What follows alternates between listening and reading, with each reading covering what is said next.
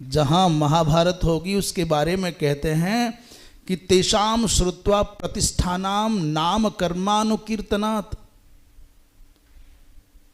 कृत्वा पिपातकम घोरम सद्यो मुच्चेत मानवः। पहली जो चिंता है धार्मिक जन को वो ये है कि हम मनुष्य हैं, हमसे जाने अनजाने में कुछ पाप हो गए, उन पापों का समन कैसे हो, क्योंकि पाप ऐसे हैं जिनको भोगा गया तो बड़ा क्लेश होगा, और बिना क्लेश के भगवत कृपा से पाप कट जाए उसका कोई उपाय? बोले महाभारत का श्रवण करोगे तो भारी से भारी पाप कट जाएंगे, पहला लाभ।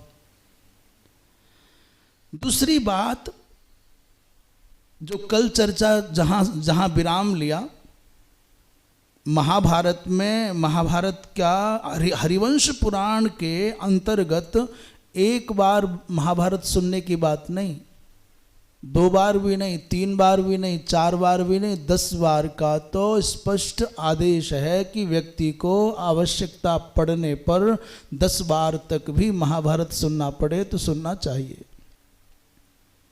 आप कहते हो एक बार नहीं सुनना है, एक बार पोथी नहीं घर में रखना है। कहते हैं प्रथम श्रवण से दिव्य भोगों की संप्राप्ति होती है, दूसरी आवृत्ति से अतिरात्र यज्ञ का फल प्राप्त होता है।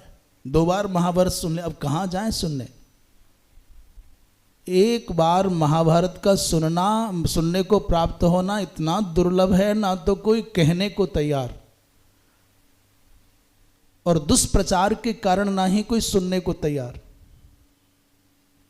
ये तो गुरुजनों की कृपा है, भगवत कृपा है कि ये एक माध्यम बन गया, संयोग बन गया और आप तक महाभारत पहुंच पा रहा है। तो जिस भी रूप में संभव हो, प्रथम आवृत्ति से दूसरी आवृत्ति के बारे में कहते हैं अतिरात्र यज्ञ करने का फल प्राप्त होता है, और तृतीय आवृत्ति में द्वादशाह यज्ञ करने का फल प्राप्त होता है, चतुर्थ आवृत्ति में वाजपेय यज्ञ करने का फल प्राप्त होता है। वाजपेय यज्ञ करना कोई हंसी खेल नहीं है, उतने संसाधन कहाँ से जुटाएं? पर यदि 4 बार आपने महाभारत का श्रवण किया तो महाभारत ही प्रमाणित करता है कि आपको वाजपेय यज्ञ करने के बराबर पुण्य की प्राप्ति हो जाएगी।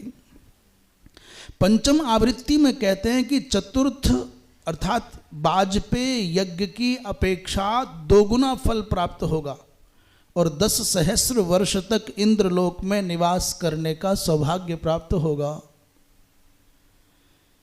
छठी आवृत्ति से कहते हैं उससे भी दुगुना फल, 7वीं आवृत्ति में उससे भी तिगुना फल, और 8वीं आवृत्ति में राजसूय यज्ञ करने के समान फल की प्राप्ति होगी। राजसूय यज्ञ अर्थात भूमंडल के समस्त राजाओं को पराजित करके अथवा सहमत करके, उनको अनुकूल करके, कोई चक्रवर्ती सम्राट ही राजसूय यज्ञ कर सकता है। और ये कहते हैं 8 बार आपने महाभारत श्रवण किया तो राजसूय यज्ञ करने के समान फल प्राप्त होगा और आपके मुख कमल की कांति चंद्रमा के समान दिव्य हो जाएगी। दिव्य विमानों पर आरूढ़ होकर के परिभ्रमण करने का अवसर प्राप्त होगा। नवम पारायण में अश्वमेध यज्ञ करने का फल और 10वीं आवृत्ति पूर्ण होने पर पुण्य निकेतन विमान प्राप्त होंगे। पुण्य निकेतन अर्थात जिनमें केवल पुण्य और पुण्य अर्थात पाप का लेश भी जहां शेष न रहेगा, ऐसे दिव्य विमानों में बैठ करके परिभ्रमण करने का सौभाग्य प्राप्त होगा।